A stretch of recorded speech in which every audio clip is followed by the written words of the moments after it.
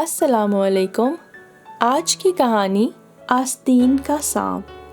کہانی سے پہلے if you are new on our channel and you haven't subscribed yet تو ہمارا چینل بیا اور مالا سبسکرائب کیجیے and do not forget to press the bell icon۔ میری والدہ اپنے خاندان کی پہلی پڑھی لکھی خاتون تھیں۔ گاؤں کے ہونے کے سبب یہاں لڑکیوں میں تعلیم حاصل کرنے کا رواج نہ تھا۔ نانا چونکہ ہیڈ ماسٹر رہے تھے، انہوں نے امی جان کے شوق کو دیکھتے ہوئے تعلیم دلوائی، اور جب ہمارے گاؤں میں لڑکیوں کا اسکول قائم ہوا تو امی جان کو اس اسکول میں ہیڈ مسٹریس بننے کا شرف حاصل ہو گیا۔ نانا نے امی کی شادی اپنے بھتیجے سے کی۔ وہ ایک سرکاری محکمے میں سپروائزر تھے۔ کچھ زرعی اراضی بھی تھی۔ علاقے میں ہمارے خاندان کی عزت تھی۔ بے شک بڑے ذمہ دار نہ تھے، لیکن تعلیم یافتہ ہونے کے سبب گاؤں والے میرے نانا اور دادا کو ثالث بناتے تھے۔ یہ ان دنوں کی بات ہے جب میں چھٹی جماعت میں تھی۔ ہمارے گھر کے نزدیک زمین کو ایک شخص نے خرید لیا اور یہاں آ کر آباد ہو گیا۔ اس آدمی کا نام دین محمد تھا۔ دین محمد کی 2 بیٹیاں تھیں۔ بڑی کا نام شاہینہ اور چھوٹی کا شبانہ تھا۔ جب یہ لوگ ہمارے گھر کے نزدیک آ بسے تو ان لڑکیوں نے اسکول میں داخلہ لے لیا۔ اتفاق سے دونوں میری ہی ہم جماعت ہوئیں۔ دونوں بہنیں پڑھائی میں لائق اور عادت کی اچھی تھی۔ جلد ہی میری ان کے ساتھ دوستی ہو گئی اور وہ ہمارے گھر آنے جانے لگی۔ چونکہ میں اسکول کی ہیڈ مسٹریس کی بیٹی تھی، لہٰذا لڑکیوں میں بڑی اہمیت حاصل تھی۔ ہر لڑکی کی کوشش ہوتی کہ وہ میرے قریب رہے یا میری اس سے دوستی ہو جائے۔ شاہینہ میری ہم مزاج تھی، اس لیے اس کے ساتھ پکی دوستی ہو گئی۔ وہ اپنی ہر بات مجھ کو ضرور بتاتی، جبکہ اکثر اپنی چھوٹی بہن شبانہ سے باتیں چھپا لیا کرتی تھی۔ ایک دن شبانہ اسکول نہیں آئی۔ آج شاہینہ اکیلی ہی آئی تھی۔ یہ ان دنوں کا ذکر ہے جب ہم 8ویں میں پہنچ چکے تھے۔ اسے اکیلی دیکھ کر میں نے اس سے پوچھا، شبانہ کیوں نہیں آئی؟ وہ بولی، شبانہ بیمار ہے اس لیے نہیں آئی۔ اگلے روز بھی شاہینہ اکیلی ہی آئی، لیکن کچھ گھبرائی ہوئی تھی، سانس بھی پھولا ہوا تھا۔ میں نے سوال کیا، خیر تو ہے، کیا ہوا ہے؟ وہ بولی، کسی کو بتانا نہیں، لیکن میں جب ادھر آتی ہوں راستے میں کنویں کے پاس وہ اپنے ساتھی کے ساتھ بیٹھا ہوتا ہے۔ آج اس کا ساتھی نہیں تھا تو اس نے مجھے پکار لیا۔ میں نے مڑ کر دیکھا تو قریب آ کر کہنے لگا، تم مجھے اچھی لگتی ہو اور میں تم سے شادی کرنا چاہتا ہوں، میری بات کا جواب دو گی نا؟ مجھے اس کی بات سن کر بہت غصہ آیا۔ میں نے زمین پر تھوک کر کہا، لو یہ ہے میرا جواب۔ یہ کہہ کر میں چلی آئی، لیکن ابھی تک میرا دماغ گھوم رہا ہے۔ یہ تم نے ٹھیک نہیں کیا، تم خاموشی سے آ جاتی، اس طرح کا رویہ دکھانا کیا ضروری تھا؟ وہ بولی، اگر میں ایسا نہ کرتی تو وہ روز میرے راستے میں آنے کی کوشش کرتا، اسی لیے نفرت کا اظہار کیا ہے۔ لیکن اب سچ پوچھو تو مجھے بھی ڈر لگ رہا ہے کہ کہیں وہ کوئی غلط رد عمل ہی نہ دے دے۔ وہ ہے کون آخر؟ میں نے پوچھا۔ مجھے خود نہیں معلوم، ہم تو نئے آئے ہیں، شاید تم جانتی ہو اسے۔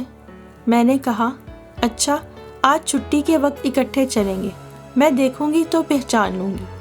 میں نے اسے تسلی دی۔ چھٹی کے وقت امی کو بتا دیا کہ آج شاہینہ کے ساتھ جاؤں گی کیونکہ وہ اکیلی ہے، اس کی بہن بیمار ہے۔ چھٹی کے وقت میں شاہینہ کے ہمراہ چل دی۔ تھوڑا سا آگے گئے تھے کہ کنویں کی منڈیر پر 2 لڑکے بیٹھے باتیں کر رہے تھے۔ جب ہم قریب سے گزرے تو ایک میرا چچا زاد بھائی دلاور تھا اور دوسرا اس کا دوست صادق جو اس کا ہم جماعت بھی تھا۔ میں نے اپنی سہیلی کو تسلی دی کہ گھبراؤ نہیں، یہ لوگ آئندہ تمہارا راستہ نہیں روکیں گے، میں دلاور سے کہہ دوں گی، وہ روز ہی بھائی سے ملنے آتا ہے۔ شام کو دلاور ہمارے گھر آیا تو میں نے اس سے کہا کہ تم لوگ کیوں میری ہم جماعت کے بارے میں باتیں کرتے ہو، وہ میری سہیلی ہے۔ دلاور کہنے لگا، اچھا ویسے تو وہ مجھے بہت اچھی لگتی ہے، لیکن میں اس کی عزت کرتا ہوں۔ آج تک میں نے اس سے کبھی کلام نہیں کیا اور نہ ہی کبھی اس کا راستہ روکا ہے۔ کیوں؟ کیا اس نے تم سے ہماری شکایت کی ہے؟ نہیں، تمہاری شکایت نہیں کی، لیکن یہ کہہ کر میں مصلحتاً چپ ہو گئی، کیونکہ دلاور کا دوست صادق بھی کوئی برا لڑکا نہ تھا۔ میں نے بات کو گول کر دیا، لیکن یہ ضرور کہا کہ اگر تم کو شاہینہ اچھی لگتی ہے تو رشتہ مانگ لیں گے، لیکن پہلے میٹرک کر لو، ابھی سے شادی کے بارے میں مت سوچو۔ دلاور ہنس کر خاموش ہو گیا اور بات آئی گئی ہو گئی۔ دلاور نے صادق سے اس بات کا ذکر کیا کہ وہ شاہینہ کا رشتہ حاصل کرے گا، جس پر صادق خاموش ہو گیا، مگر دل کی آگ سرد نہ ہوئی، کیونکہ وہ بھی اسے چاہتا تھا، اور جب بھی شاہینہ کو کھیتوں یا کسی پگڈنڈی پر تنہا پاتا بات کرنے کی کوشش ضرور کرتا۔ شاہینہ کو صادق سے چڑ ہو گئی تھی، وہ اسے برا لگنے لگا تھا۔ وہ ہمیشہ اس کی حوصلہ شکنی کرتی اور کبھی گالیوں سے بھی نواز دیتی۔ وہ اپنی ہر بات آ کر مجھے بتاتی تھی۔ ادھر دلاور بھی میرے ساتھ اپنے مستقبل کے ارادوں کو شیئر کرتا، کیونکہ ہمارے مکان ملے ہوئے تھے۔ سگے چچا کا لڑکا تھا تو آنے جانے پر کوئی پابندی نہیں تھی۔ ہمارے گاؤں سے نزدیکی شہر 4-5 کلومیٹر کے فاصلے پر تھا۔ میٹرک کے بعد دلاور نے شہر میں بوائز کالج میں داخلہ لے لیا، جبکہ شاہینہ، شبانہ اور میں میٹرک کے بطور پرائیویٹ طالبات تیاری کرنے لگی۔ چونکہ ہمارا اسکول 8ویں تک تھا، لہٰذا ہم گھر پر ہی تیاری کرتے تھے۔ امی جان اور بھائی سے جو سبق پڑھتی وہ شاہینہ اور شبانہ بھی آ کر پڑھ جاتی تھی۔ دونوں ہی اچھی لڑکیاں تھیں۔ امی ابو نے ان سے ملنے پر کوئی روک ٹوک نہ لگائی تھی۔ وقت تیزی سے گزرتا گیا۔ دلاور نے FA اور ہم نے میٹرک پاس کر لیا۔ ایک روز چچا امی جان کے پاس آئے اور کہا کہ دلاور کی شادی کرنا چاہتا ہوں، لیکن وہ اپنی مرضی کرنا چاہتا ہے۔ امی بولی، بھائی جان، اگر وہ اپنی مرضی سے شادی کا آرزومند ہے تو آپ اس کی مرضی سے ہی اس کی شادی کریں۔ ہم پڑھے لکھے لوگ ہیں، کم از کم ہم کو تو گاؤں والوں کی طرح اولاد سے شادی کے معاملات میں زبردستی نہیں کرنی چاہیے۔ وہ ہمارے ہمسایہ دین محمد کی بیٹی شاہینہ سے شادی کا آرزومند ہے۔ وہ غیر لوگ ہیں، ہمارے قوم اور ہم پلہ نہیں ہیں، چچا نے کہا۔ امی بولی، بھائی جان، اسلام نے مساوات کا درس دیا ہے۔ ہم سب آپس میں مسلمان بھائی بھائی ہیں، کسی کو کسی پر رنگ و نسل کی وجہ سے فوقیت حاصل نہیں ہے۔ ہمارا دین ہمیں یہی کہتا ہے۔ چند سالوں سے ہم پرکھ رہے ہیں، وہ بہت اچھے لوگ ہیں، ان سے آج تک کسی کو کوئی شکایت نہیں ہوئی۔ دین محمد کی لڑکیاں میری طالبات ہیں، بہت ہی اچھی لڑکیاں ہیں۔ آپ دلاور کی خوشی پوری کریں۔ چچا کچھ سوچنے لگے، پھر بولے، تو پھر تم ہی جا کر ان کی والدہ سے دلاور کے رشتے کی بات کرو۔ اگلے روز امی نے شاہینہ کی ماں سے تذکرہ کیا تو وہ کہنے لگی، بہن، مجھ کو آپ کے گھرانے سے افضل اور کون سا گھر ہوگا۔ ہماری خوش نصیبی ہے کہ آپ نے ہم کو اس قابل سمجھا۔ لیکن انہی دنوں ایک اور رشتہ آیا ہوا ہے۔ یہ غلام شفیع کے لڑکے صادق کا ہے۔ وہ لوگ بار بار آ رہے ہیں اور شاہینہ کا رشتہ طلب کر رہے ہیں۔ اصل میں ہماری قوم میں ایک رسم ہے کہ بیٹی کے رشتے کے بدلے ضمانت میں زمین یا بدلے کا رشتہ ضرور لیا جاتا ہے، اور صادق کے گھر والے ہمیں ٹریکٹر دے رہے ہیں، جس کی ہمیں بہت ضرورت ہے۔ امی کو ان کی بات ناگوار گزری۔ وہ بولی، بہن، بیٹی کی شادی کرنی ہوتی ہے، نہ کہ بدلے میں کوئی سودا۔ یہ تو اسلام کے سراسر خلاف ہے۔ شاہینہ کی ماں میری امی کی یہ بات سن کر شرمندہ سی ہو گئی۔ امی بولی، بہن، ہم بھی آپ کے شاہینہ کو بہت پسند کرتے ہیں اور اسے ہی اپنے گھر کی بہو دیکھنا چاہتے ہیں، اس لیے اپنا چھوٹا والا 5 مرلے کا گھر شادی پر شاہینہ کے نام کر دیں گے۔ اور اگر گھر میں 2 رشتے آ گئے ہیں تو آپ اپنی بیٹی سے پوچھ لیں کہ وہ کس سے شادی کرنا چاہتی ہے اور کس خاندان میں جانا چاہتی ہے۔ یہ آپ کی بیٹی ہی کا حق ہے، وہ جو چاہے فیصلہ کرے، ہمیں کوئی اعتراض نہیں ہوگا۔ شاہینہ کی امی نے کہا، ٹھیک ہے بہن، میں آپ کو کل تک شاہینہ اور اس کے ابو سے بات کر کے جواب دیتی ہوں۔ اگلے دن ابو اور امی چچی کے ساتھ جواب لینے گئے تو شاہینہ کی امی نے مبارکباد دی اور کہا کہ شاہینہ نے آپ لوگوں کا رشتہ قبول کرنے کو کہا ہے، اور شاہینہ کے ابو بھی اس رشتے پر بہت خوش ہیں۔ یوں شاہینہ کی منگنی دلاور سے ہو گئی۔ رشتہ ملنے پر جہاں دلاور بہت خوش تھا، وہاں صادق کے دل پر چھریاں چل گئی تھیں۔ اس کا بس نہ چلتا تھا کہ کسی طرح اپنی محبت کو دوست سے چھین لے، تاہم جیت تو مقدر کی ہوتی ہے، اور شاہینہ دلاور کے مقدر میں تھی، سو اسے مل گئی۔ صادق ہاتھ ملتا رہ گیا۔ اس کو یہ بات سخت ناگوار گزری تھی کہ بنا بنایا رشتہ دلاور کی وجہ سے ہاتھ سے نکل گیا، کیونکہ اس کے والدین نے کافی زور لگایا تھا۔ تبھی دین محمد چاچا نے ان سے کہا کہ آپ میری چھوٹی بیٹی کا رشتہ لے لیں، میں شبانہ کا رشتہ دینے کو تیار ہوں، آخر وہ بھی تو میری ہی بیٹی ہے۔ کچھ دن صادق نے سوچا، کوئی نہ جانتا تھا کہ اس کی نیت میں کیا فطور ہے۔ دراصل اس نے شاہینہ کے لیے اپنے دل میں کدورت پال لی تھی اور چاہتا تھا کہ شادی کے بعد بھی اس سے میل ملاقات جاری رکھے تاکہ کسی صورت اس کا گھر برباد کر سکے۔ دلاور کے گھر کے اندر تک رسائی تو اسی صورت ممکن تھی کہ اس کے ساتھ گہری رشتہ داری ہو جاتی۔ تبھی دلاور کی سالی یعنی شاہینہ کی چھوٹی بہن شبانہ کے ساتھ رشتے کی حامی بھر لی گئی۔ یوں صادق کا رشتہ شبانہ سے طے ہو گیا۔ دونوں بہنوں کی شادی 1 ماہ کے وقفے سے ہوئی۔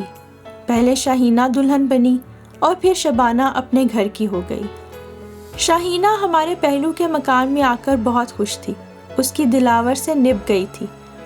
اب وہ بلا جھجک جب چاہے ہمارے گھر آ سکتی تھی، مجھ سے مل سکتی تھی۔ ہم سہیلیوں کا ساتھ نہ چھوٹا بلکہ اس رشتے سے اور مضبوط ہو گیا تھا۔ ادھر صادق نے شبانہ کو بے دلی سے قبول کیا۔ وہ ایک عام صورت کی لڑکی تھی، جبکہ اس کی بڑی بہن بہت خوبصورت تھی۔ پھر شاہینہ صادق کی محبت تھی، شبانہ نہیں۔ البتہ اب اس رشتے سے وہ اپنے ہم ظرف کے گھر آ سکتا تھا اور شاہینہ کا دیدار کر سکتا تھا۔ دلاور نے صادق اور شبانہ کی شادی کے موقع پر انہیں اپنے گھر پر دعوت پر بلایا اور پرتکلف کھانے کا اہتمام کیا۔ تاہم شاہینہ کو اس کا اپنے گھر آنا ناگوار ہی گزرتا تھا۔ بلا شبہ وہ اب اس کا بہنوئی بن چکا تھا، لیکن عورت سمجھدار ہو تو وہ اپنے اوپر پڑنے والی نظروں کو پہچان لیتی ہے۔ صادق کی نگاہوں میں اسے ابھی بھی میل نظر آتا تھا۔ ایک دن اس نے دلاور سے کہا کہ آئندہ صادق کو گھر مت آنے دینا، ایک بار آیا تو بار بار آئے گا۔ وہ ایک غیر آدمی ہے اور تمہارے خاندان والے باتیں بھی بنا سکتے ہیں۔ اصل میں اپنی سہیلی کے اندرونی خدشات و خلفشار کو جانتی تھی، اس لیے میں نے امی جان کو معاملہ بتا کر کہا کہ آپ صادق کے آنے جانے پر اعتراض کر دیں تاکہ میری سہیلی کو سکون نصیب ہو۔ امی نے صادق کے آنے پر قدغن لگوا دی، بلکہ اس کے گھر کی تمام خواتین حتیٰ کہ شاہینہ سے بھی پردہ کروا دیا۔ وہ اب اگر آ جاتا تو بیٹھک تک محدود رہتا۔ صادق نے اس سلوک کو اپنی بے عزتی اور سبکی گردانا، اور وہ اب اپنی بے عزتی کا بدلہ ہر صورت شاہینہ اور دلاور سے لینے کے در پہ ہو گیا۔ دن رات حسد کی آگ میں تپ رہا تھا، مگر اس نے کسی پر بھی حال دل ظاہر نہ ہونے دیا۔ دلاور سے دوستی نہ چھوڑی، مگر اپنے ذہن میں منصوبے بناتا رہا کہ کیسے شاہینہ کو مزہ چکھاؤں۔ شبانہ پہلے بہن سے ملنے آتی تھی، پھر اس نے بھی آنا جانا بند کر دیا، بلکہ اپنے ماں سے شکایت کی کہ یہ مغرور لوگ ہیں، ہم کو بیٹھک میں بٹھا دیتے ہیں، جبکہ میرے شوہر اور سسرال والوں نے دلاور کے گھر کے اندر جانے پر کوئی پابندی نہیں لگائی۔ ان لوگوں نے میرے شوہر کی توہین کی ہے، اسی وجہ سے میں نے شاہینہ کے گھر جانا ترک کر دیا ہے۔ اب وہ بہن سے میکے میں بھی نہ مل سکتی تھی، کیونکہ شاہینہ جانتی تھی کہ جب وہ والدین کے گھر رہنے جائے گی اس کا بہنوئی وہاں ضرور آ جائے گا، کیونکہ صادق کے دل سے شاہینہ کو پانے کی آرزو اب حسرت بن گئی تھی۔ وہ جہاں موقع پاتا کوئی ایسی بات ضرور کہتا جس سے شاہینہ کی غیرت پر تازیانہ لگتا اور اس کے دل کو تکلیف پہنچ جاتی۔ ایک روز اس کی ماں نے بلوایا کہ تمہارے والد کی طبیعت بہت خراب ہے، زندگی کا بھروسہ نہیں، آ کر مل جاؤ۔ ایسا ہی پیغام شبانہ کو بھی ملا۔ دونوں ہی باپ کی محبت کی وجہ سے خود کو نہ روک سکی اور والدہ کے گھر چلی گئی۔ دلاور بیوی کو میکے پہنچا کر واپس لوٹ آیا، مگر صادق کے لیے ایک سنہری موقع تھا۔ وہ وہیں براجمان رہا اور جب موقع ملا اس نے شاہینہ کی کلائی پکڑ لی، جس پر میری سہیلی کو تاؤ آ گیا اور اس نے بہنوئی کے منہ پر تھپڑ مار دیا۔ اس واقعے کا کوئی چشمدید گواہ نہیں تھا اور نہ ہی کسی کو پتہ چلا کہ کیا ہوا ہے۔ تاہم بہانے سے شاہینہ واپس گھر لوٹ آئی۔ اس کا دل بھر آیا تھا۔ وہ سیدھی میرے کمرے میں آئی اور گلے سے لگ کر پھوٹ پھوٹ کر رونے لگی۔ کہنے لگی، اس بے غیرت اور کمینے انسان نے سالی اور بہنوئی کے رشتے کا بھی پاس نہیں کیا۔ ابھی تک اپنی اوچھی حرکتوں سے باز نہیں آتا، جہاں موقع ملتا ہے وار کرنے کی کوشش کرتا ہے۔ اس کی شکایت بھی نہیں کر سکتی کہ شبانہ کا گھر خراب ہوگا۔ اب کروں تو کیا کروں؟ میں نے اسے تسلی دی کہ تم اب وہاں مت جانا۔ روتے ہوئے کہنے لگی، آخر والدین کا گھر ہے، میرا میکہ ہے۔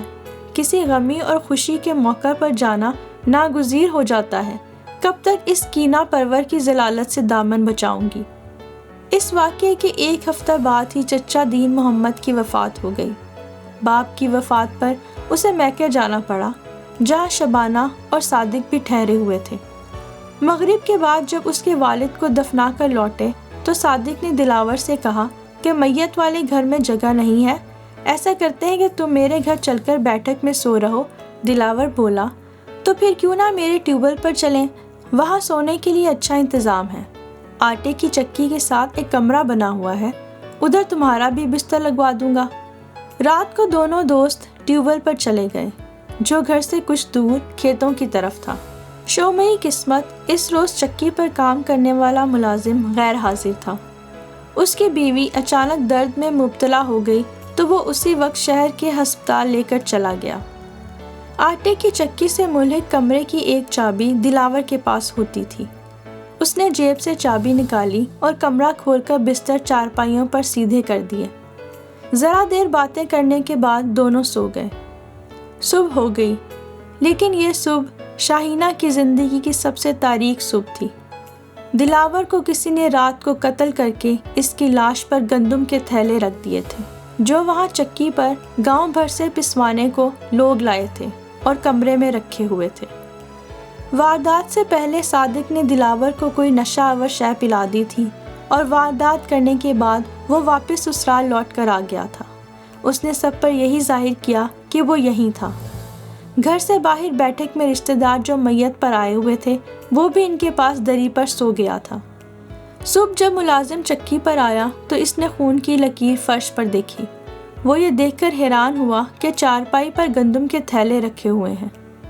ایک تھیلا ہٹایا تو نیچے رضائی کے اندر سے اپنے مالک کی خون آلود گردن نظر آ گئی۔ اس کی چیخ نکل گئی۔ وہ بھاگ کر گھر آیا اور چچا جان کو اطلاع دی۔ ابو اور چچا دوڑتے ہوئے جائے وقوع پر پہنچے اور دلاور کا حال دیکھ کر دم بخود رہ گئے۔ وہ رنجیدہ اور افسردہ تھانے گئے، پھر دلاور کی تدفین کر دی گئی۔ پولیس تفتیش میں مصروف تھی۔ ملازم رات بھر ہاسپٹل میں موجود رہا تھا کیونکہ اس کی بیوی کے ہاں بیٹا ہوا تھا۔ خدا جانے یہ کس دشمن کا کام تھا، کسی کی سمجھ میں کچھ نہ آ رہا تھا۔ کسی کا بھی شک صادق پر نہ گیا کیونکہ وہ اپنے سسر کی تدفین میں مصروف رہا تھا۔ صبح بھی دوسروں کے ہمراہ بیٹھک میں سو رہا تھا۔ شاہین و ہرما نصیب کا برا حال تھا۔ واحد وہی تھی جس کو شک تھا کہ یہ واردات اس کے بہنوئی کی نیت کی خرابی کا نتیجہ ہو سکتی ہے، کیونکہ وہ بار بار اس کی توہین کرتی رہی تھی اور صادق اس کو دلاور کے ساتھ خوش و خرم دیکھ کر سخت مضطرب اور رنجیدہ رہتا تھا۔ شاہینہ نے مجھ سے کہا، سمینہ، ہو نہ ہو دلاور کا قتل اسی بدبخت نے کرایا ہے، اسی نے میرا سہاگ اجاڑا ہے، لیکن میں منہ سے یہ بات نہیں کہہ سکتی، اس طرح میری بہن کا گھر اجڑ جائے گا۔ شاہینہ نے کسی سے یہ بات نہ کہی، مگر قتل کوئی معمولی واقعہ نہیں ہوتا۔ مقتول کا خون آخر بول ہی اٹھتا ہے۔ واقعے کے چند روز بعد جب ملازم نے وہ بستر جھاڑا جس کو صادق کے لیے بچھایا گیا تھا تو وہ اسے عجلت میں لپیٹ کر رکھ آیا تھا۔ اس میں سے ایک بٹن نکل کر گر پڑا۔ یہ بٹن صادق کے کف سے گرا تھا۔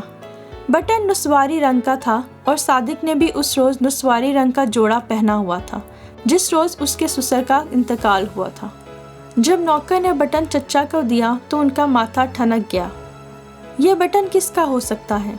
چچا کو نسواری رنگ سخت ناپسند تھا، خاص طور پر جب اس کو مرد حضرات پہن لیں۔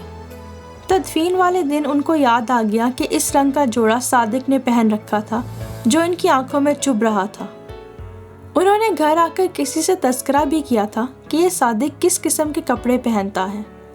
بہرحال بٹن لے کر وہ پولیس اسٹیشن گئے اور اپنا شک صادق پر ظاہر کر دیا۔ پولیس والے پوچھ گچھ کو صادق کے پاس آئے، چند سوالات کیے گئے تو وہ گھبرا گیا اور اس نے کہا کہ اس کے پاس کوئی نسواری رنگ کا جوڑا نہیں ہے۔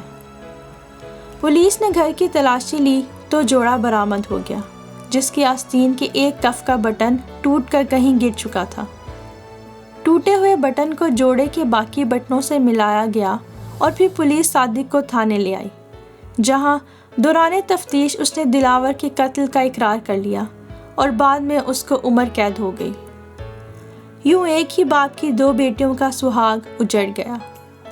کچھ عرصے بعد شبانہ کی شادی دین محمد چچا نے اپنے رشتہ داروں میں کر دی اور شاہینہ کا نکاح دلاور کے چھوٹے بھائی اکبر سے کر دیا گیا، کیونکہ جب دلاور کا قتل ہوا تھا تو شاہینہ ماں بننے والی تھی اور قتل کے 6 ماہ بعد اس کے ہاں بیٹا پیدا ہوا۔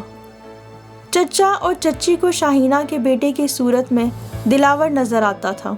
انہوں نے اپنے پوتے کا نام بھی دلاور ہی رکھا۔ اکبر، جو کہ شاہینہ کا ہم عمر تھا، اس رشتے پر کوئی اعتراض نہ رکھتا تھا۔ اسے بھی اپنے بھائی دلاور سے بہت ہی محبت تھی اور وہ اپنے بھائی کی واحد نشانی کو اپنے ہی گھر رکھنا چاہتا تھا۔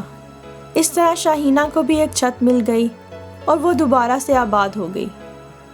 شاہینہ اور میں آج بھی پکی سہیلیاں ہیں، لیکن آج بھی ہم دونوں جب بیٹھتے ہیں اور اس واقعے کو یاد کرتے ہیں تو عرصہ دراز کے بعد بھی دونوں بے حد رنجیدہ ہو جاتے ہیں۔